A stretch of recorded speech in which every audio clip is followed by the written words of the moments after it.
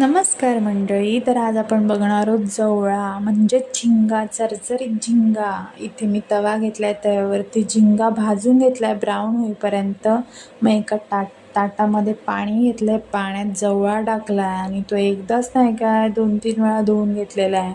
इथे मी पॅन घेतलाय, त्याच्यात एक मिरची टाकली तिखट बरं का, आणि मोठ्या आकाराचे 3 कांदे कापून घेतलेत. त्याच्यावरती एक टॉमॅटो अख्खा मोठा, ते एकत्र कापून तव्यामध्ये घालून त्याच्यावरती मीठ, हळद, मसाला चांगला परतवून घेतला आहे. परतवण्याची प्रोसेस चांगली पाहिजे, लगेच नाही होत, एडिटिंगसाठी करायला लागतं ते.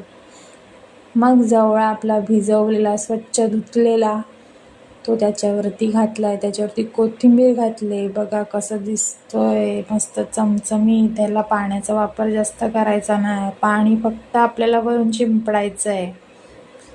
पाणी शिंपडून झालं की हलवायचा बिलकुल नाही, तसाच आपण त्याच्यावरती झाकण ठेवायचं. अशा पद्धतीने झिंगा तुम्ही करूनच बघा. तुम्ही मच्छी मटण विसराल.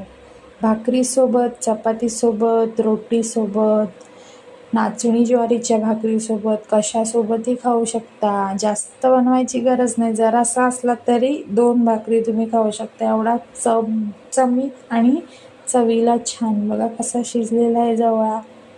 अशा प्रकारे करून बघा बरं का. नमस्कार, थँक्यू.